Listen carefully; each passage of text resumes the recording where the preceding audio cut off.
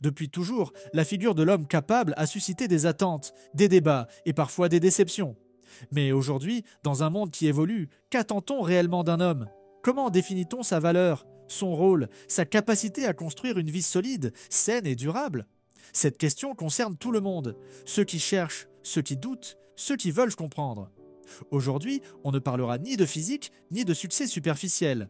On va parler de ce qui fait la vraie force d'un homme, sa fidélité, sa stabilité, sa vision. Un homme capable est fidèle, fidèle en acte, en pensée, en absence comme en présence. Il choisit chaque jour la loyauté, même quand tout l'incite à l'oublier. Parce que la fidélité n'est pas un choix facile. C'est une force silencieuse, celle de l'homme qui honore ses promesses, même quand personne ne regarde. La vraie fidélité commence quand il serait si facile de trahir. La vie n'est pas calme, elle bouscule, elle épuise, elle surprend.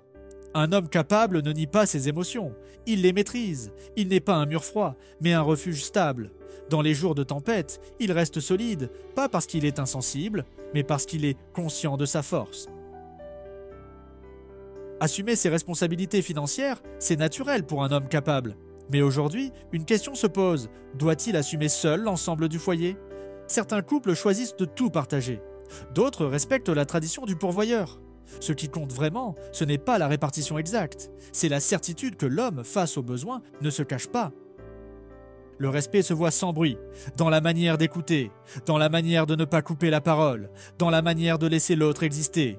Respecter, ce n'est pas parler de respect, c'est le vivre à chaque instant, même en désaccord.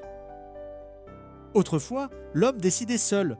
Aujourd'hui, un homme capable construit à deux. Il comprend que dans un foyer, l'intelligence est collective, décider ensemble, porter ensemble, réussir ensemble. Un homme capable ne cherche pas à dominer la maison, il cherche à bâtir un royaume à deux. Séduire au début, c'est facile. Mais persister à aimer, c'est une autre histoire. L'amour, c'est comme un feu fragile allumé sous le vent du quotidien. Un homme capable ne laisse pas la flamme s'éteindre. Il protège, il nourrit, il ravive, même quand la routine souffle trop fort. Un homme capable n'avance pas sans direction. Il sait que l'amour sans projet devient fragile. Il propose une route, un horizon, une vie à deux. Il sait où il va et il veut y aller ensemble. Un homme capable n'est pas parfait. Il doute, il tombe, il se relève.